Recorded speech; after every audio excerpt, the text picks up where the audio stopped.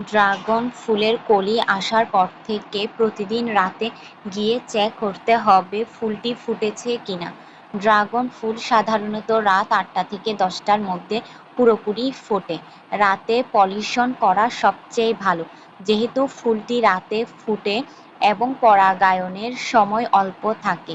অনেক জাত নিজের পরাগে ভালোভাবে নিষিক্ত হয় না, তাই ফুল ফোটার রাতে বা ভোরের আগে হ্যান্ড পলিনেশন করতে হবে। হ্যান্ড পলিনেশন হচ্ছে তুলা অথবা নরম ব্রাশ দিয়ে পুংকেশরের পরাগ স্ত্রী কেশরের গর্ভমুণ্ডে লাগিয়ে দিলে পরাগায়নের সম্ভাবনা অনেক বেড়ে যায় এবং ভালোভাবে ফল ধরতে সাহায্য করে। এমন নয় যে হ্যান্ড পলিশ না করলে ফল ধরবে না।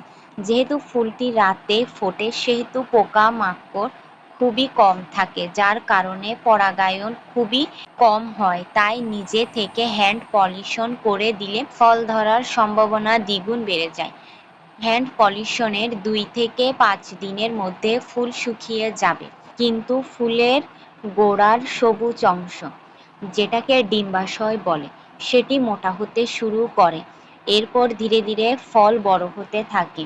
হ্যান্ড পলিনেশনের পর থেকে 30 থেকে 40 দিন পর্যন্ত সময় লাগে ফল বড় হয়ে পুরোপুরি পাকতে।